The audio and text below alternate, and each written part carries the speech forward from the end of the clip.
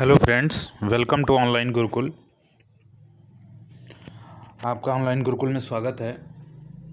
हम पॉलिटी का लेक्चर पढ़ रहे थे और हमने 2 लेक्चर्स में पढ़े थे। तो लास्ट लेक्चर हमने भारतीय संविधान की विशेषताएं में कुछ टॉपिक कवर किए थे। तो एक बार मैं उनको फिर से बता देता हूं, जैसे कि विश्व का विशालतम संविधान, नम्य और अनम्य प्रावधानों का अद्भुत मिश्रण, शासन सरकार का संसदात्मक स्वरूप, भारतीय संविधान में अधिकारों तथा कर्तव्यों का समावेश, एकल समेकित न्यायपालिका, एकल नागरिकता, सार्वभौमिक एवं वयस्क मताधिकार।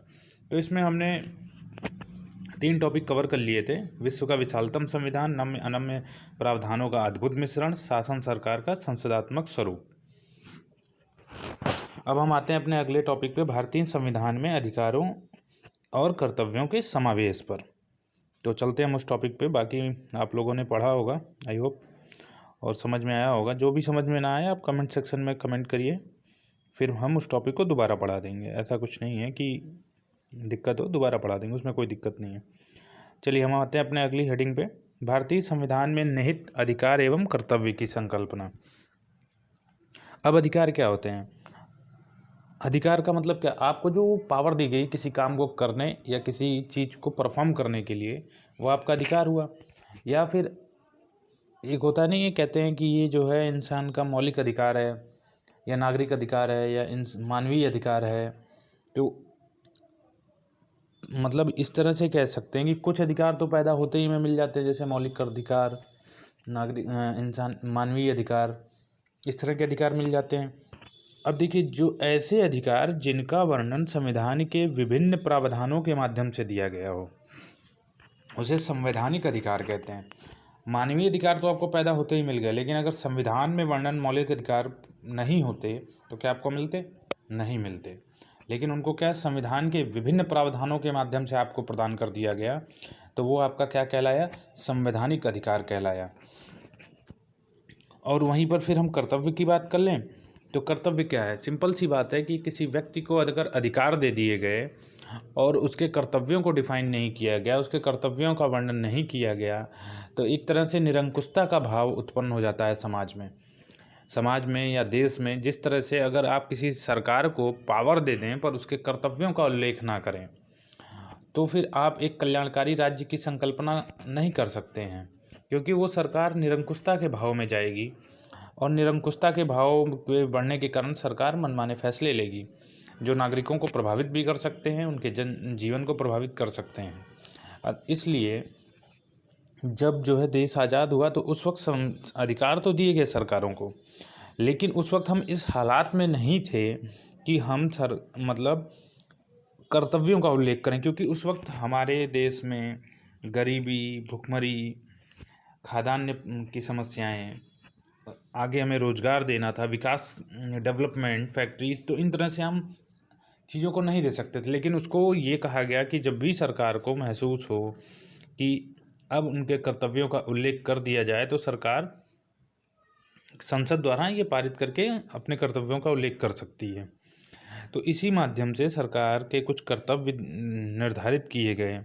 सरकार के कर्तव्य जो निर्धारित किए गए उसको DPSPs कहते हैं, राज्य के नीति निर्देशक तत्व कहते हैं।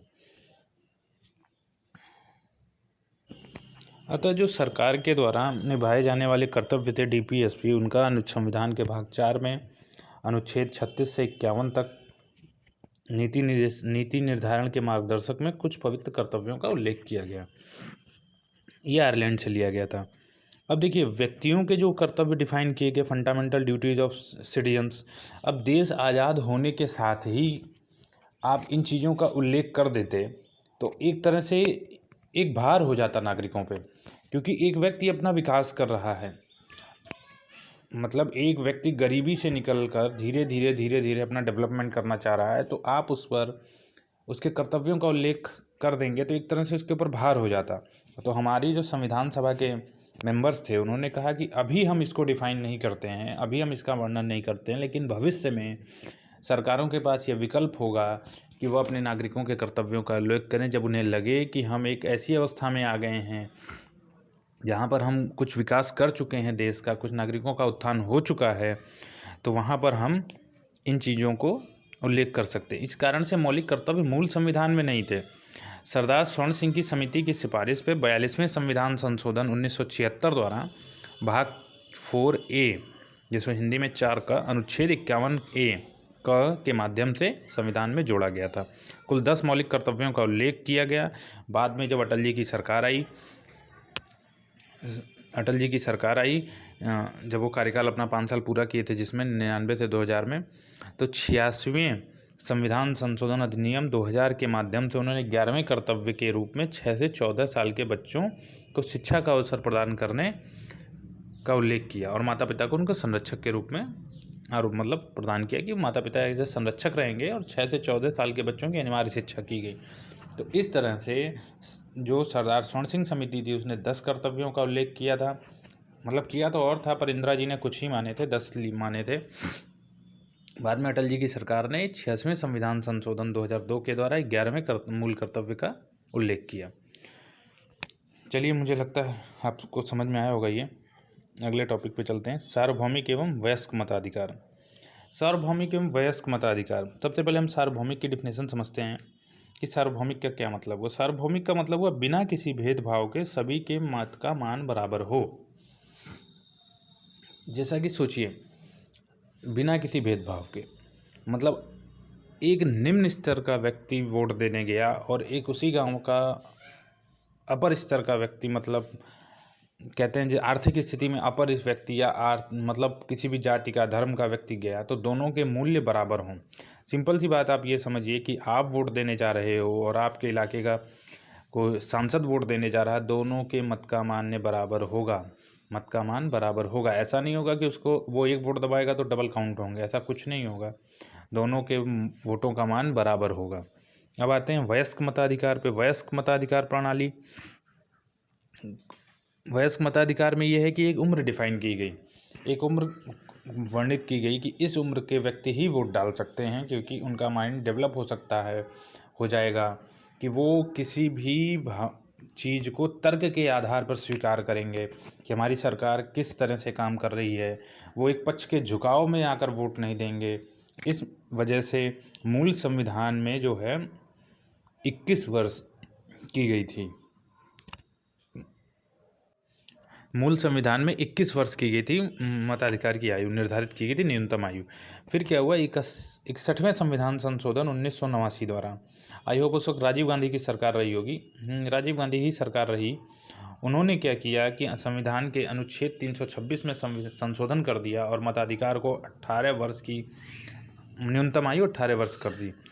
आप देखिए, इस तरह से याद रखा करिए कि किस सरकार में संशोधन हुए, तो आपको जल्दी याद हो जाएगा। जैसे मैंने कहा कि मूल कर्तव्य का 11वां संविधान संशोधन, 11वां मूल कर्तव्य 86वें संविधान संशोधन 2002 के द्वारा जोड़ा गया। अब आपको डेट 2002 तो ठीक है, एक बार लगेगा, लेकिन आप ऐसे याद कर लोगे कि अटल जी की सरकार में हुआ, तो माइंड में सेट हो जाएगा कि अच्छा 99 से 2004 तक अटल जी थे, तो 2002 में संशोधन हुआ। अब जैसे मैंने कहा कि 61वें संविधान संशोधन द्वारा आयु को कम पूछ लिया जाता है, ये कि किस संविधान संशोधन द्वारा या किस सन में 18 वर्ष की गई, तो आप ये याद रखिए मोटा मोटा कि राजीव गांधी की सरकार थी उस वक्त। दल बदल कानून भी वही लेकर आए थे। आगे बात करेंगे दल बदल कानून पर। अनुसूची में हमने बताया होगा आपको दल बदल कानून के बारे में। 52वें संविधान संशोधन 1985, क्योंकि 84 में इंदिरा जी की मृत्यु हो गई थी, तो उसके बाद राजीव गांधी की सरकार संभाले थे। वोटिंग हुई, वोटिंग में 85 में जीत कर आए, और फिर दल बदल के कुछ ऐसी घटनाएं हुई, फिर उन्होंने दल बदल कानून बना दिया। तो उस टॉपिक को हम जब लेंगे तो बताएंगे। तो इसी तरह से आप याद रखिए कि 61वें संविधान संशोधन 1989 था। अब ये राजीव गांधी लेकर आए थे। राजीव गांधी की सरकार कब तक थी? 92 तक थी, 87 से 92। 85 में 84 में इंदिरा जी की मृत्यु थी, उसके बाद भी उन्होंने सत्ता संभाली थी। तो इस तरह से आप याद रख सकते हैं कि किस सरकार में क्या हुआ, तो आपको थोड़ा सा याद रखने में आसानी होगी। चलिए ठीक है, हम आगे बढ़ते हैं। तो इसमें फिर अतः प्रत्येक जो भारतीय नागरिक है वो 18 वर्ष की आयु प्राप्त कर लिया हो और बिना किसी भेदभाव के समान मताधिकार प्राप्त है उसे। अब देखिए, कुछ चीज़ों के आधार पर उसे हम वोट देने से रोक भी सकते हैं। अब ऐसा नहीं कि आप कुछ भी देश में करो आपको वोट देने का अधिकार हो जाए, नहीं। देखिए, कुछ पॉइंट हैं, जैसे कि अनिवास, चित्त विकृति, अपराध, भ्रष्ट तथा अवैध आचरण के आधार पर कोई भी व्यक्ति को मताधिकार से वंचित किया जा सकता है। मतलब आप भ्रष्टाचार में लिप्त हों, आप देश विरोधी चीज़ों में लिप्त हों, आप यहाँ पर निवास ही ना कर रहे हो कई सालों से, तो इन चीज़ों के आधार पर गवर्नमेंट, सरकार, निर्वाचन आयोग आप पर रोक लगा सकता है कि आप वोट नहीं दे सकते हो। चलिए ठीक है, हम अब अगले टॉपिक पे आते हैं, भारतीय संविधान की जो प्रकृति कैसी है। तो प्रकृति के बारे में विभिन्न विद्वानों का विभिन्न मतभेद रहा। हम कुछ इसमें चीज़ों को लेंगे कि किसने संघात्मक कहा और किसने अर्धसंघात्मक कहा। दो चीज़ों पर भारत में बहुत डिबेट रही कि भारत का जो संविधान है वो केंद्राभिमुख संविधान है, यानी कि मोर सेंट्रल बायस्ड कॉन्स्टिट्यूशन है। इन चीज़ों को लेकर बहुत ही डिबेट चलती रही भारत में, और अभी भी डिबेट चलती है। लेकिन भारत के संविधान में अनुच्छेद 1 के अनुसार भारत अर्थात इंडिया राज्यों का संघ होगा, ये साफ साफ लिखा हुआ है। लेकिन कुछ विद्वान हुए जिन्होंने कहा, अपने पॉइंट रखे और उस आधार पर कहा कि भारत का संविधान संघात्मक हो सकता है, और कुछ ने टिप्पणी की कि नहीं भैया ये क्वासी फेडरल है, अर्धसंघात्मक है। अब हम डिफाइन कर चुके हैं कि क्या क्वासी फेडरल होता है, क्या फेडरल होता है और क्या एकात्मक होता है, यानी ठीक है। उसमें हम वहाँ पे आपको पहले बता चुके हैं कि हम कैसे डिफाइन करेंगे कि कौन सा मतलब जो है किस आधार पर सरकार संघात्मक है, अर्धसंघात्मक है, ये चीज़ें हम डिफाइन कर चुके हैं। यूनिटरी है, फेडरल है और क्वासी फेडरल है। संविधान की प्रकृति, अब वो हमने बताया था कि लिखित और लिखित के आधार पर हम देख सकते हैं। अगर लिखित है तो हम कह सकते हैं कि सरकार एकात्मक भी हो सकती है, संघात्मक भी हो सकती है, अर्धसंघात्मक हो सकती है। लेकिन अगर अलिखित संविधान है तो सदैव एकात्मक होगी। तो इस तरह से हमने वहाँ पे डिफाइन किया था आपको पहले लेक्चर में। चलिए हम यहाँ पर आते हैं कि किसने क्या टिप्पणी की। तो देखिए यहाँ पर जो है संविधान की प्रकृति में अलेक्जेंडर विट्स थे, एक विद्वान थे। उन्होंने ये कहा कि भारत का जो संविधान है वो संघात्मक है। डी बसु साहब, बहुत ही फेमस राइटर, उन्होंने भी कहा कि भारत का जो संविधान है वो संघात्मक है। भारतीय संविधान की जो प्रारूप समिति थी, प्रारूप समिति भी भारत के संविधान की जो प्रारूप समिति थी उसने भी कहा कि भारत का संविधान संघात्मक है। और यहाँ तक कि अम्बेडकर साहब जी की एक टिप्पणी थी, संविधान को संघात्मक के तंग ढांचे में हम ढाल नहीं सकते। क्योंकि देखिए क्या हुआ कि भारतीय संविधान संघात्मक होते हुए भी एकात्मक प्रवृत्ति रखता है। अभी आगे आने वाले कुछ एग्जाम्पल्स में मैं डिफाइन करूँगा कि भारतीय संविधान जो है संघात्मक होते हुए भी यूनिटरी एकात्मक चीज़ों को धारण करता है। इसी बात को लेकर अम्बेडकर साहब ने संविधान सभा में ये बोला था कि भारतीय संविधान को संघात्मकता के तंग ढांचे में हम नहीं ढाल सकते। हमें कुछ ऐसी चीज़ें करनी पड़ेंगी जो केंद्राभिमुख हो, सेंट्रल बायस्ड हों, क्योंकि हम विविधताओं से भरे हुए हैं। चलिए फिर भारतीय सर्वोच्च न्यायालय ने भी माना कि भारतीय जो संविधान है वो संघात्मक है। लेकिन वहीं पर जो है प्रोफेसर केसी हेयर थे, उन्होंने भारतीय संविधान को अर्धसंघीय कहा। और सर आइवर जेनिंग्स थे, उन्होंने भी कहा कि भारतीय संघ एक ऐसा संघ है जो जिसमें केंद्रीयकरण की सशक्त प्रवृत्ति है। अब देखिए मैंने यहाँ पे लिखा नहीं है सर आइवर जेनिंग्स का नाम, आप नोट कर लीजिएगा, बहुत इंपॉर्टेंट क्वेश्चन है। अर्धसंघात्मक में बहुत इंपॉर्टेंट क्वेश्चन है कि केसी हेयर ने और आइवर जेनिंग्स ने, दोनों ने कहा। आइवर जेनिंग्स ने तो ये नहीं कहा कि क्वासी फेडरल है, पर उन्होंने कहा कि केंद्राभिमुख संविधान है, मोर सेंट्रल बायस्ड कॉन्स्टिट्यूशन है। लेकिन प्रोफेसर केसी हेयर ने साफ साफ शब्दों में कहा कि भारतीय संविधान एक अर्धसंघीय है, क्वासी फेडरल प्रवृत्ति का है। अब हम कुछ चीज़ों को लेकर ये बताते हैं कि किस वैश्विक स्तर पे जो व्याप्त अवधारणा उसके किस आधार पर संविधान को संघात्मक कहा जा सकता है। तो देखिए वैश्विक स्तर पे जो 5 चीज़ों को लिया जाता है और उसके आधार पे आप देखकर ये कह सकते हैं कि इस देश का संविधान संघात्मक है कि संघात्मक नहीं है। ये आपके लिए भी इम्पॉर्टेंट है कि आप देख के थोड़ा सा समझ सकते हैं। अगर ये 5 चीज़ें आपको पता हैं तो आप कैटेगराइज कर सकते हैं, वर्गीकरण कर सकते हैं कि इस देश का संविधान संघात्मक है, एकात्मक है या क्वासी फेडरल है। चलिए उन 5 के बारे में बात कर लेते हैं। देखिए पहला है DSWRA, ये है 5 पॉइंट DSWRA। अब देखिए पहला डी में पहला हो गया आपका डी।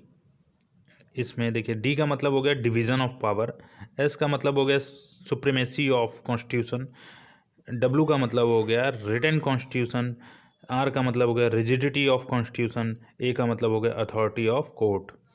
अब देखिए पहला डिवीज़न ऑफ पावर, शक्तियों का विभाजन। अब शक्तियों का विभाजन का आधार ये आप समझिए कि जो देश में केंद्र है और राज्य है उनके बीच शक्तियों का डिवीज़न किस प्रकार से किया गया, क्या दोनों को बराबर शक्तियाँ प्राप्त हैं। अब हम ये पॉइंट याद रखिएगा, क्या दोनों को बराबर शक्तियाँ प्राप्त हैं, इसके आधार पर ही हम डिफाइन करेंगे कि देश का संविधान कैसा है अभी आगे चल के। तो ठीक है, दोनों को क्या बराबर शक्तियाँ प्राप्त हैं, या केंद्र को ज़्यादा शक्ति प्राप्त है, या राज्य को ज़्यादा शक्तियाँ प्राप्त हैं। तो क्या मतलब जो आपका कॉन्स्टिट्यूशन है वो सेंट्रल बायस्ड है या फिर स्टेट बायस्ड है। अगले पॉइंट पे आते हैं, supremacy of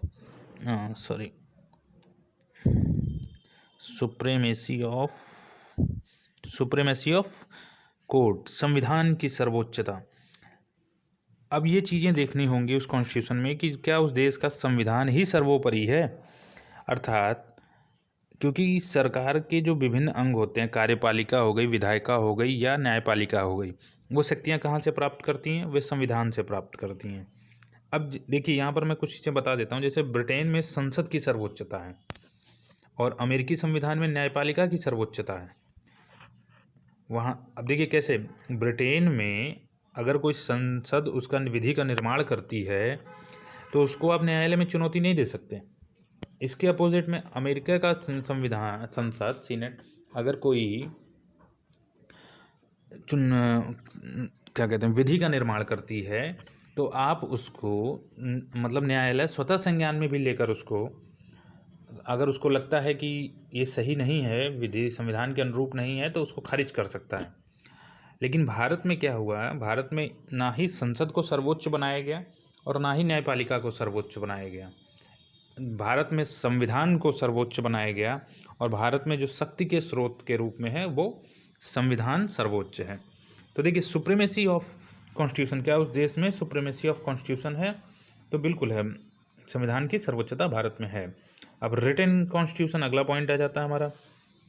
written constitution, Bharat में क्या रिटन कॉन्स्टिट्यूशन लिखित संविधान है, बिल्कुल है। केवल भारत में नहीं, हम और चीज़ों में भी देखेंगे कि क्या वहाँ पर रिटन कॉन्स्टिट्यूशन है कि नहीं है। अगर इनमें से एक भी पॉइंट नहीं मिलता है तो हम, या कम मिलता है तो हम कह सकते हैं कि पूर्णतः संघात्मक नहीं है।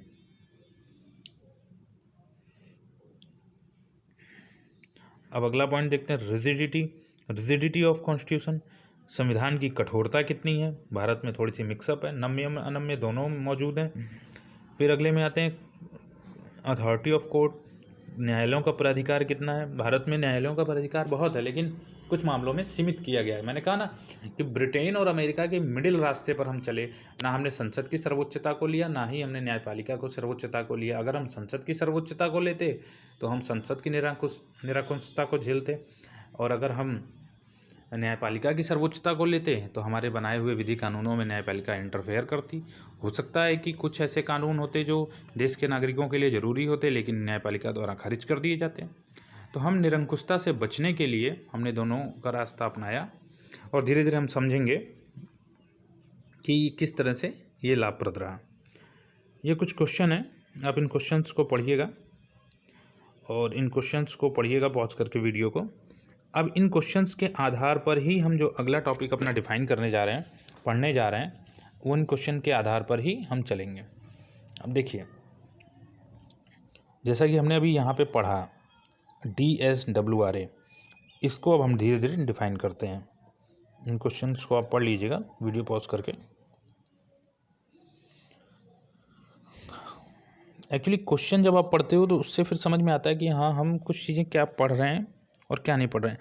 कुछ लोगों को ये लग रहा होगा कि ये चीज़ें क्यों डिफाइन की जा रही हैं, मतलब क्यों पढ़ाई जा रही हैं। डायरेक्ट हम संघ पर आ सकते थे, भाग 1 पर आ सकते थे, प्रस्तावना पर आ सकते थे, संविधान सभा के निर्माण पे आ सकते थे। नहीं, इस वजह से मैं ये पढ़ा रहा हूँ कि एक माइंडसेट डेवलप हो जाए आपका कि हाँ ये सिंपल सी बात है, आपने पढ़ तो लिया कॉन्स्टिट्यूशन को, आपने पढ़ तो लिया, लेकिन एक बार ज़रा सा ये सोचिए, आपने कहा भारतीय राज्यों का एक, भारतीय संविधान एक राज्यों का संघ होगा, ये लिखा हुआ है इंडिया, या भारत राज्यों का संघ होगा। अब संघ का मतलब क्या है। फिर आपने कहा कि भारतीय, आपने एक टॉपिक पढ़ा कि एकात्मक लक्षण भी पाए जाते। अब एकात्मकता होती क्या है, क्वासी फेडरल होता क्या है, ये तो पता चल जाए तब तो ठीक है। ज़्यादा से ज़्यादा मैं आपके 1 लेक्चर और लूँगा, फिर हम सीधे प्रस्तावना पर आ जाएंगे। तो आप बने रहिए, ऐसा नहीं है, उसके बाद हम तेज़ी से आगे बढ़ेंगे। मैं ये चाह रहा था कि आपको डिफिनेशन जो है वो चीज़ें डाउट क्लियर हो जाए, कि आप फिर कभी कोई चीज़ ये पढ़ो तो ये चीज़ें समझ में आए, आपको एक सोच डेवलप हो जाए कॉन्स्टिट्यूशन के प्रति, एक इंटरेस्ट डेवलप हो जाएगा आपका। चलिए वीडियो पॉज करके क्वेश्चन देख लीजिएगा। अब हम आते हैं DSWRA में पहला डिवीज़न ऑफ पावर यानी शक्तियों का विभाजन। अब इसमें देखिए भारत में क्या है, शक्तियों का विभाजन है। कैसे? दोहरी सरकारों का होना है, सेंट्रल एंड स्टेट। केंद्र सरकार, केंद्र संघ की इकाइयों के स्तर पे सरकारें। अब जो है राज्य सरकारें केंद्र या संघ की इकाइयों के रूप में ही काम करती हैं। दोनों सरकारें अपनी परिधि में रहकर अपनी स्वायत्तता का उपभोग कर सकती हैं। तो इस तरह से आपको लगता नहीं कि भारत में शक्तियों का विभाजन है? आप खुद सोचिए एक बार कि क्या भारत में शक्तियों का विभाजन नहीं है? स्वास्थ्य के मामले में स्टेट पुलिस है, स्टेट के पास कुछ ऐसे कानून हैं जो स्टेट बना सकती है। अब ये अलग बात है कि किसके पास कितनी पावर है, वो हम बाद में देखेंगे कि भारत में राज्यों के पास ज़्यादा पावर है या सेंट्रल के पास ज़्यादा पावर है, अमेरिका में राज्यों के पास ज़्यादा पावर है कि सेंट्रल के पास, या ब्रिटेन में क्या है। तो ये चीज़ें हम समझेंगे। लेकिन अभी ये मान के देखिए कि क्या भारत में शक्ति विभाजन नहीं है? कुछ हद तक मामलों में स्टेट गवर्नमेंट सेंट्रल को रोक देती है, और कुछ में सेंट्रल जो है स्टेट में अपना इंटरफेयर कर देती है। आपको लगता नहीं है? तो इस तरह बिल्कुल आप ये देखिए, राज्यपाल को बैठाया हुआ है कि नहीं बैठाया हुआ स्टेट में? कुछ ऐसे कानून आते हैं जिस पर राज्यपाल साहब मना कर देते हैं साइन करने से। फिर अभी आपने मध्य प्रदेश में देखा कि विश्वास मत के लिए बुलाया नहीं जा रहा था। कर्नाटक में आपने देखा, महाराष्ट्र में आपने देखा, तो वहाँ सेंट्रल इंटरफेयर कर रही थी। तो ऐसे शक्तियों का विभाजन भारत में आपको स्पष्ट रूप से आप दिखेगा। अब देखिए, इससे आप पेपर पढ़ोगे तो आपको समझ में आएगा, हाँ यहाँ पर अब डिवीजन ऑफ पावर हो रही है कि सेंट्रल इंटरफेयर कर रहा है, या कुछ कानूनों में सेंट्रल कानून बना दे रहा है, राज्य को मानना पड़ रहा है, और कुछ जगहों पर स्टेट जो है सेंट्रल को इंटरफेयर कर रही है। इस तरह से भारत में शक्तियों का विभाजन मौजूद है। तो हम पहले पॉइंट पे तो हमने देखा कि भारत में डी मौजूद है, यानी डिवीज़न ऑफ पावर मौजूद। अब आते हैं हम संविधान की सर्वोच्चता में, यानी कि सुप्रीमेसी ऑफ कॉन्स्टिट्यूशन पे आते हैं। तो संविधान केंद्र तथा राज्य दोनों के लिए समान रूप से बाध्यकारी है। केंद्र राज्य दोनों ही स्तर पर संविधान शक्तियों का मुख्य स्रोत संविधान ही है। अतः मतलब ये नहीं कि केवल सेंट्रल के लिए ही कानून संविधान बनाया गया, नहीं, राज्य और सेंट्रल दोनों के ही पावर, यानी कि जो बिल कानून ये ड्राफ्ट लेकर आएंगे उसका मुख्य स्रोत वो संविधान ही होगा। अगर उसके मूल ढांचे को आप अवहेलित करेंगे, आप उसके बियॉन्ड जाएंगे, तो फिर वो कोर्ट में चैलेंज होगा। फिर अगला पॉइंट है, भारत संविधान के वे प्रावधान जिनका संबंध सीधे तौर पे केंद्र तथा राज्यों के मध्य शक्तियों के विभाजन से वे आवश्यक रूप से संविधान की सर्वोच्चता को स्थापित करते हैं, और करेंगे भी। जैसे अब देखिए, मैं इन आर्टिकल्स को पढ़ दे रहा हूँ, लेकिन इन आर्टिकल्स को मैं डिफाइन आगे करूँगा, आप नोट कर लीजिएगा। फिर आप जब वहाँ पर पढ़ेंगे तो आपको समझ में आएगा कि हमने इन आर्टिकल्स को क्यों पढ़ा। जैसे अनुच्छेद 54 एवं 55, अनुच्छेद 368, अनुच्छेद 73, अनुच्छेद 162, अनुच्छेद 241, भाग 5 के अध्याय 4, भाग 6 के अध्याय 5, संविधान के भाग 9 के अध्याय 1, अनुसूची 8। अब देखिए, अनुसूची आप पढ़ चुके हैं। अब अनुसूची आप पढ़ चुके हैं तो आप अनुसूची 8 में जाइए, और अनुसूची 8 में जैसे ही आप जाएंगे तो आप वहाँ पर क्या है, वहाँ पर अनुसूची 8 में भाषाओं का उल्लेख किया गया, 22 भाषाओं का उल्लेख किया गया। तो इससे आपको लगता नहीं कि यहाँ पर संविधान की सर्वोच्चता है? क्यों? सेंट्रल ने अपनी लैंग्वेज तो डिफाइन कर ली, लेकिन हमने फिर 22 भाषाओं को भी लेकर आए। 29 राज्यों में 22 भाषाएं हमारे पास हैं। तो ये क्या स्टेट के प्रेजेंस को नहीं बताती हैं कि स्टेट का प्रेजेंस है भारतीय कॉन्स्टिट्यूशन में? इस तरह से अनुच्छेद 368 हो गया, केंद्र के पास पावर है। केंद्रीय संसद में राज्यों का प्रतिनिधित्व हो गया। राज्यसभा इसीलिए बनाई गई। राज्यसभा क्या है? राज्यों के प्रतिनिधि वहाँ बैठते हैं। लोकसभा अगर केंद्र सरकार की नुमाइंदगी है, तो राज्यसभा क्या है? राज्यों की नुमाइंदगी है। अब इसीलिए कोई भी बिल राज्यसभा से लोकसभा से पास होता है तो राज्यसभा से भी पास होना अनिवार्य है। कुछ बिलों को छोड़ के, वो आगे बात करेंगे, कुछ एक्सेप्शंस बिल्स हैं तो अनिवार्य है। अब राज्यसभा उस पर रोक लगा सकती है। क्यों? क्योंकि वो अपने अपने विभिन्न राज्यों से आते हैं, और अपने विभिन्न राज्यों से आते हैं तो उनका दायित्व तो बनता है कि क्या ये बिल हमारे पर्टिकुलर राज्य के लिए सही है या नहीं, हमारे राज्य के निवासियों के लिए सही है कि नहीं है। अभी आप देख रहे हैं फार्मर बिल्स, राज्यसभा में कितना हंगामा हुआ। क्यों? इसलिए हंगामा हुआ कि वहाँ के जो लोगों की आकांक्षाएं हैं, अपेक्षाएं हैं उस देश की, उस राज्य के लोगों की, उन्होंने राज्यसभा में उनके माध्यम से रिप्रेजेंट किया है। तो इस वजह से उनको बिल पे दिक्कत थी, नुमाइंदगी करते हैं, उन्होंने किया। लेकिन हालांकि वो मर्यादा नहीं थी, गलत था। आप विरोध अलग तरीके से भी कर सकते थे। चलिए वो तो अलग डिबेट है, वो पॉलिटिकल मुद्दा है, हम उस पर नहीं जाते हैं। जिस तरह से हमने देखा कि सुप्रीमेसी ऑफ कॉन्स्टिट्यूशन भी है भारत में। अब आ जाते हैं लिखित संविधान। तो लिखित संविधान तो है ही भारत में मौजूद। शक्तियों के विभाजन की संकल्पना की पूर्ति है तो लिखित संविधान का होना आवश्यक है। भाई शक्तियों का विभाजन तब कब होगा? जब आपको वेल डिफाइंड मैनर में ये बता दिया जाएगा कि हाँ इस चीज़ों पे आप काम कर सकते हो, इस चीज़ों पे आप काम कर सकते हो। हवाई बातें नहीं होनी चाहिए कि नहीं चार मतलब वो अलग लिखे हुए हैं और पन्ने अलग लिखे हुए हैं, वहाँ पे अलग लिखे हुए हैं, क्योंकि उनको फिर वो नम्य हो जाते हैं। फिर आप उसको बहुत आसानी से एडिटेबल कर सकते हो। मैंने कहा था लिखित अलिखित का ये मतलब नहीं कि लिखे नहीं हैं, लिखे हैं, पर वो समझिए आपके नोट्स हैं, आपके नोट्स की वो साइड लाइन आपने खींच रखी है। अब वो नम्य प्रावधान हो गया ना कि जब चाहे तब आपने कुछ जोड़ दिया। अभी क्या है, इनको जब राज्य और समवर्ती सूची और इन चीज़ों पे चेंजिंग करनी होती तो संसद में बहुमत से चेंजिंग करनी होती है, तो आप ऐसे चेंजिंग नहीं कर सकते। तो इस तरह से क्या हुआ कि शक्तियों के विभाजन की संकल्पना की पूर्ति लिखित संविधान का होना आवश्यक है, तो वो भी है भारत में। संविधान की अनम्यता। अब संविधान की अनम्यता, कुछ प्रावधानों में भारतीय संविधान अनम्य, बहुत कठोर है। नॉर्मली आप नहीं चेंज कर सकते। अभी जब हम बहुमत के प्रकार पढ़ेंगे तो हम देखेंगे कि उसमें किस हिसाब से किन बिलों को हम नॉर्मल बहुमत से साधारण बहुमत से पास कर सकते हैं, कुछ बिलों को हमको बहुत ही कठोर तरीके से पास करना होता है, अनुच्छेद 368 का सहारा लेना पड़ता है। तो इस तरह से हम देखेंगे भारत में कुछ नम्य और अनम्य प्रावधान दोनों मौजूद हैं। लेकिन अब यहीं से थोड़ा सा संघात्मक से हम डाइवर्ट हुए, थोड़ा शक्तियों के विभाजन में भी डाइवर्ट हुए, थोड़ा सा हम संविधान के नम्यता पे भी डाइवर्ट हुए, क्योंकि हमारे में कुछ नम्य प्रावधान भी हैं। अब अगला आता है न्यायालय का प्राधिकार। न्यायालय मतलब न्यायालय को कहा गया कि न्यायालय संविधान का मुख्य विश्लेषण करता होगा या संरक्षक के रूप में होगा।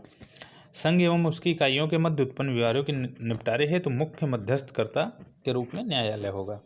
ये भी हमारे यहाँ मौजूद है। न्यायालय की सुप्रीमेसी भी मौजूद है, न्यायालय की अथॉरिटी मौजूद है कि किन विषयों को स्वतः संज्ञान में लेकर कार्रवाई कर सकता है, लेकिन कुछ मामलों में उसको लिमिट दी गई है। तो यहाँ से भी भारत एक संघात्मक स्वरूप से एकात्मक की ओर परिलक्षित होता है। अब हम आगे देखेंगे किस तरह से इसमें होगा कि न्यायालय की अथॉरिटी क्या है। हम आते हैं अपने अगले टॉपिक पे, राज्य व्यवस्था की संघात्मक प्रवृत्ति। अब मैंने बताया ना कि आपको कि अब धीरे धीरे हम आपको टॉपिक्स बताएंगे कि किस तरह से भारतीय, पहले तो हम देखते हैं कि संघ, परिसंघ एवं महासंघ, यानी कि यूनियन, फेडरेशन और कॉन्फेडरेशन राज्य शक्ति विभाजन के आधार पे डिफाइन किया गया कि यूनियन है कि फेडरेशन है कि कॉन्फेडरेशन है, यानी कि संघ है, परिसंघ है या महासंघ है। तो आप देखिए संघ को डिफाइन किया गया है, संघ, एक मिनट, अब देखिए संघ है तो इसमें क्या कहा गया, केंद्र के पास ज़्यादा पावर होंगी राज्यों के से, संघ वहाँ पे कहा गया है। अच्छा, शक्तियों के विभाजन का स्वरूप अलग अलग होना ही इन तीन अवधारणाओं को जन्म देता है। इन अवधारणाओं का जन्म ही इस आधार पे हुआ कि शक्तियों का विभाजन किस प्रकार से केंद्र और राज्य के मध्य। ठीक है। अब परिसंघ क्या हुआ? परिसंघ हुआ कि केंद्र और राज्य के पास इक्वल शक्तियां मौजूद हों। महासंघ क्या हुआ? महासंघ ये हुआ कि केंद्र के पास कम शक्तियां मौजूद हों राज्यों की अपेक्षा। अब हम देखेंगे कि वर्तमान परिदृश्य में ये किन देशों पे लागू है। अब देखिए संघ जो है इस वक्त, एक मिनट,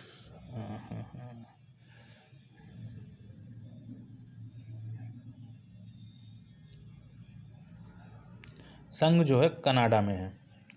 यहाँ पर क्या है, केंद्र से ही राज्यों को शक्तियाँ प्राप्त होती हैं और यहाँ पर केंद्र ज़्यादा पावरफुल है सेंट्रल स्टेट की अपेक्षा। अमेरिका में क्या है, ये एक परिसंघ है, एक फेडरेशन है, एक फेडरल कंट्री है। क्या है यहाँ पर राज्य और केंद्र बराबर हैं, दोनों की शक्तियाँ बराबर हैं और यहीं पे पूर्व सोवियत जो संघ है वो बहुत ही अच्छा एग्जाम्पल है महासंघ का, यानी कॉन्फेडरेशन का, क्योंकि राज्यों ने मिलकर ही केंद्र का निर्माण वहाँ पर किया था। अब आप अगले पॉइंट में ये समझेंगे कि किस तरह से राज्यों मतलब कौन किसका विघटन हो सकता है, किसका विघटन नहीं हो सकता। देखिए पूर्व सोवियत संघ का विघटन हो गया, अलग अलग देश बन गए विकसित होके। अब क्यों, उसका कारण देखिए, अगर कोई भी देश संघ है तो वो वहाँ पर जो केंद्र और राज्य का संबंध होता है वो निष्ठा के आधार पर होता है, कोई वैधानिक समझौता नहीं होता है। जैसा कि भारत है, यहाँ पर कोई वैधानिक समझौता नहीं है कि नहीं आप हमारे देश में इतने साल तक रहेंगे उसके बाद आप चाहें तो अलग हो सकता है, ऐसा कुछ नहीं है। हम वैधानिक समझौते के आधार पर नहीं है, हम एक निष्ठा के आधार पर जुड़े हुए हैं। ऐसे राज्यों का विघटन होना नामुमकिन है, मुमकिन ही नहीं है यहाँ पर विघटित हो जाएं तो उत्तर प्रदेश अलग होकर एक कंट्री बना ले, ऐसा कतई नहीं है। या कश्मीर अलग होकर अपना एक अलग कंट्री बना ले, जो बहुत समय से मांग होती रही उनकी। और इनमें क्या है, परिसंघ में इनका एक वैधानिक समझौता होता है। वैधानिक समझौता मतलब क्या कि ये एक साइन करते हैं एक वैधानिक समझौते पे कि हम आपके साथ जुड़े हुए हैं, इसमें भी विघटन मुमकिन नहीं है। किंतु जो महासंघ होता है यानी कि कॉन्फेडरेशन होता है, एक वैधानिक समझौता भी नहीं होता और यहाँ निष्ठा भी कम होती है। तो वैधानिक समझौता केवल परिसंघ में होता है जो कि अमेरिका में है, लेकिन इसमें ना वैधानिक समझौता होता है और ना ही जो है निष्ठा होती है। अतः यहाँ विघटन की संभावना परिलक्षित होती है और हुई भी है। पूर्व सोवियत संघ में क्या हुआ, विघटन हो गया कई देशों में उनका, तो कई देशों में विघटन हो गया। तो इससे हम देख सकते हैं कि ये ना ही वैधानिक समझौता होता है, ना ही निष्ठा बहुत प्रबल होती है यहाँ पे। तो इस तरह से हमने देखा कि शक्तियों के विभाजन के आधार पे 3 अवधारणाओं का जन्म हुआ, संघ, परिसंघ एवं महासंघ। चलिए, मुझे लगता है आपको समझ में आ रहा होगा। जहाँ समझ में ना आ रहा हो कमेंट सेक्शन में आप बताइएगा, हम उसको फिर से डिफाइन कर देंगे, फिर से समझा देंगे आपको। अब देखिए, किस आधार पे आप कह सकते हैं कि भारतीय संविधान में एकात्मक लक्षण की ओर है। भारतीय संविधान केंद्राभिमुख संविधान है। तो देखिए, एकल नागरिकता भारत में है, ठीक है, एकल संविधान है भारत में, आपातकालीन परिस्थितियां हैं जो सीधे सेंट्रल को, राष्ट्रपति को बहुत पावर देती हैं। तो और कुछ ऐसे अनुच्छेद हैं जो बताते हैं। अब देखिए, मैं एक एक चीज़ को डिफाइन करता हूँ। एकल नागरिकता भारत में, एकल नागरिकता मतलब आप नागरिक तो भारत के हो, लेकिन आप ये कहो कि आप उत्तर प्रदेश के नागरिक हो, आप बिहार के नागरिक हो, ये गलत है। आप निवासी हो, नागरिक नहीं हो। नागरिक आप भारत के हो। तो आज से मतलब ये आप दिमाग में बैठा ली, कोई ये कहे कि मैं उत्तर प्रदेश का नागरिक हूँ, वो सेंटेंस गलत है बिल्कुल। वो निवासी हो सकता है उस राज्य का, पर नागरिक नहीं हो सकता। नागरिक वो भारत का है। तो इस तरह से एकल नागरिकता का हमारे यहाँ कॉन्सेप्ट। अमेरिका में डुअल नागरिकता है, आपको स्टेट की भी नागरिकता लेनी होगी और सेंट्रल की भी नागरिकता लेनी होगी आपके, लेकिन भारत में नहीं है। भारत में सिर्फ एक आधार कार्ड वैलिड है और जिस पे सीधा आपका पता होगा और नागरिकता भारत की होगी। आधार कार्ड ही नहीं, और भी चीज़ें हैं। मतलब मैं बता रहा हूँ एक तरीके से कि भारत में 2 आधार कार्ड नहीं बनते, स्टेट का और राज्य का, सेंट्रल का अलग अलग। एकल संविधान है मतलब कि अमेरिका जैसा नहीं है कि हम सीधा अमेरिका से तुलना इसलिए करते हैं कि दोनों ही लोकतांत्रिक देश हैं। तो इस तरह से एकल नहीं है, वहाँ पर अपना राज्यों का अलग संविधान है और कुछ विषयों पर, और सेंट्रल का अलग संविधान है। लेकिन भारत में क्या एकल संविधान है, राज्य एवं केंद्र के दोनों की शक्तियों का स्रोत आपका भारतीय संविधान ही है। आपातकालीन परिस्थितियों में क्या है, राष्ट्रीय आपात 352 लग जाता है, राष्ट्रीय आपात लग गया, सेंट्रल के पास पावर चली गई। राष्ट्रपति शासन अगर किसी राज्य में लग गया अनुच्छेद 356 के अनुसार, पूरा का पूरा सेंट्रल के पास पावर आ जाती है। यहाँ तक कि उसके राज्य सूची के विषयों पे कानून बनाने का भी अधिकार जो है राज्यों को मिल जाता है, सेंट्रल को मिल जाता है। और अगला पॉइंट, वित्तीय आपात 360, उसके वेतन, राज्य के वेतन भत्ते एवं राज्य कोटा का जो पैसा है वो सेंट्रल रोक लगा सकती है। तो इस तरह से कई पावर जो है सेंट्रल के पास आ जाती हैं। अनुच्छेद 252, अनुच्छेद 253, 7वीं अनुसूची में जो संघ सूची, संवर्ती सूची और राज्य सूची। जब मैं आपको उस दिन पढ़ा रहा था अनुसूची, तो उसमें मैंने बताया, मूल संविधान बताया और फिर बताया कि इतने आज संवर्ती सूची में पहले मूल संविधान में इतने विषय थे, अभी इतने हो गए। तो एक बार मैं फिर आपको बता देता हूँ किस तरह से भारत केंद्राभिमुख संविधान की ओर परिलक्षित हो रहा है या एकात्मक संविधान की ओर इशारा कर रहा है, वो देखिए। पहले जो है जब देश में संविधान लागू हुआ तो उस वक्त 97 संघ सूची में विषय थे, परंतु वर्तमान समय में 100 हो गए। समवर्ती सूची में उस समय 47 थे, जिसपे दोनों कानून बना सकते हैं, राज्य एवं केंद्र। वर्तमान समय में कितने हो गए? 52 हो गए हैं। राज्य सूची पहले 66 विषयों पे कानून बना सकती थी, अब जो है 61 विषयों पे कानून बना सकती। यहाँ पे तो प्लस हो रहा है पर यहाँ माइनस हो रहा है, यानी कि जो सेंट्रल है वो तो प्लस में जा रही है, पर स्टेट भैया अपने कानून बनाने के पावर पे माइनस में जा रही है। तो इस तरह से आपको नहीं लगता कि आप सेंट्रल को धीरे धीरे पावर देते जा रहे हैं और आप एक एकात्मक संविधान की ओर परिलक्षित हो रहे हैं, या एकात्मक व्यवस्था की ओर परिलक्षित हो रहे हैं? यदि केंद्र को, देखिए अगला पॉइंट देख लीजिए, यदि केंद्र को ऐसा प्रतीत हो कि राज्य सूची में वर्णित विषय वस्तु पर यदि कानून बनाया जाता है तो वह कानून राष्ट्रीय हित का साबित हो सकता है, तो केंद्र कानून बना सकता है। अनुच्छेद 249 साफ से स्पष्ट कहता है कि यदि केंद्र को ऐसा लगे कि इस विषय पे जो राज्य सूची का विषय है, परंतु अगर इसको कानून हम बनाएं, अगर वो राष्ट्रीय महत्व का काम विषय है, अगर उस पर, तो सेंट्रल कानून बना सकता है। सिंपल सी बात आप ये समझिए कि कोई भी ऐसा टॉपिक, कोई भी ऐसा विषय जो राज्य सूची में वर्णित हो, लेकिन सेंट्रल को ये लगे कि राष्ट्रीय, ये बात, ये विषय राष्ट्रीय महत्व का हो चुका है और इसको ध्यान में रखते हुए वो उस विषय पर भी कानून बना सकता है। आर्टिकल 249 में वर्णित है। लेकिन ऐसा पारित कानून सिर्फ 1 वर्ष के लिए ही मान्य होगा। अभी फिर मैं बताऊंगा कि किस सभा में ये आता है प्रस्ताव, वो बाद में बात करेंगे। अभी बस इतना जान लेते हैं। फिर अनुच्छेद 312 है, जिसमें एक या एक से अधिक अखिल भारतीय सेवाओं का सृजन राज्यसभा द्वारा होता है। अब ये अखिल भारतीय सेवाओं के जो व्यक्ति हैं, जो चयनित व्यक्ति, वो कहाँ जाते हैं? स्टेट में तो जाते हैं, उनकी नियुक्ति कौन करता है? सेंट्रल। काम किसका करते हैं? राज्य का। तो वो किसके प्रति उत्तरदायी रहते हैं? क्योंकि नियुक्ति और हटाने का प्रावधान किसके पास रहता है? सेंट्रल के पास रहता है। तो आपको नहीं लगता कि एक सेंट्रल का दखल है राज्य के कामों में? है कि नहीं है? डीएम हैं, एसपी हैं, ये किसके द्वारा नियुक्त है? सेंट्रल के हैं। सेंट्रल लोक सेवा आयोग उनकी नियुक्ति चयन करता है। कार्मिक विभाग जो है उनकी नियुक्ति करता है। सेंट्रल का काम करते हैं वो राज्य सरकार का। तो आपको नहीं लगता कि राज्य सरकारों का दखल, सेंट्रल का दखल है राज्य सरकारों के कामों में? योजनाएं लागू करते हैं वो राज्य सरकारों की, केंद्रों की भी लागू करते हैं। तो आपको नहीं लगता ये दखल है? इस तरह से पॉइंट एकात्मक संविधान की ओर परिलक्षित होता है। अनुच्छेद 256 है, 257 है, अनुच्छेद 155 है, अनुच्छेद 324 है। भारत का निर्वाचन आयोग, एक ही निर्वाचन आयोग है सेंट्रल में, मतलब भारत का एक ही निर्वाचन आयोग है। वो राज्यों का भी चुनाव कराता है, वो सेंट्रल का भी चुनाव कराता है। आपको नहीं लगता अलग अलग होना चाहिए था अगर भारत एक संघात्मक राज्य है तो?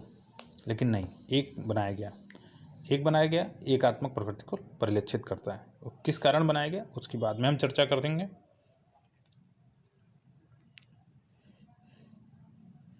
अब देखिए, कुछ मामलों में जो टिप्पणी हुई सुप्रीम कोर्ट की, तो उसमें जो है किस मामलों में कहा गया कि भारत एक संघीय व्यवस्था है। तो केशवानंद भारतीय बनाम भारत सरकार 1973 मामला बहुत ही फेमस मामला है। मूल ढांचे की संकल्पना भी इसी के माध्यम से आई। तो इसमें भी सुप्रीम कोर्ट ने कहा कि भारतीय एक संघात्मक व्यवस्था, एक अलग तरह की संघीय व्यवस्था। इसी बात को दोहराया हिसार बम्बई वर्सेस भारत सरकार 1994 केस में भी सुप्रीम कोर्ट में इसमें दर्शाया कि भारतीय जो संघात्मक व्यवस्था, ये अलग तरह की संघीय व्यवस्था है। और उसमें सुप्रीम कोर्ट ने ये भी कहा कि हमारी संघात्मक व्यवस्था एक उभयचर व्यवस्था है। इस तरह से आज हमने भारतीय संविधान की विशेषताएं, राज्य व्यवस्था की संघात्मक प्रवृत्ति, एकात्मक लक्षण, इन चीज़ों पे हमने वर्क कर लिया। अब हमारा ये जो कंसेप्चुअल चीज़ें हैं वो ख़त्म हो गई हैं। अब एक और कंसेप्चुअल चीज़ बची है, बहुमत के प्रकार। वो हम आपको पढ़ा देंगे कल लेक्चर, या शाम तक लेक्चर अपलोड हो जाएगा। अब हम फिर आएंगे अगले टॉपिक पे, भारतीय संविधान के विकास कैसे हुआ, उसके संबंधित विभिन्न आधार स्तंभ क्या हैं। लेकिन आज का लेक्चर यहीं तक रखते हैं क्योंकि लेक्चर काफ़ी लंबा हो गया। और मुझे लगता है कि आपको ये वीडियो देखने के बाद एक बार जो मैं PDF अपने टेलीग्राम चैनल में अपलोड करूँगा, सेम यही PDF अपलोड होगी, आप वहाँ से पढ़िए। आपके आई होप कंसेप्ट क्लियर हो जाएंगे जो मैंने पढ़ाया है। और जहाँ पर भी आपको दिक्कत हो, क्योंकि मुझे ऐसा लगता है कि मैंने थोड़ा सा तेज पहले वीडियो में पढ़ाया था, अब धीरे धीरे कम कर रहा हूँ। फिर भी आपको जहाँ भी दिक्कत हो कि सर यहाँ पे आप प्रॉब्लम है, यहाँ पे आप तेज़ हो गए या ये टॉपिक मुझे समझ में नहीं आया, तो आप कमेंट सेक्शन में दिल खोल के लिख सकते हैं, कोई दिक्कत नहीं है कि क्या कमी है, क्योंकि आदमी कमियों से ही सीखता है। आलोचक अगर होगा तभी हम सुधरेंगे, सीधी सी बात है। मीठा बोलने वाला और ये कि नहीं सर बहुत अच्छा है, चापलूसी करने वाला व्यक्ति आपका नुकसान ही करता है। सबसे अच्छा होता है निंदक नियरे राखिए।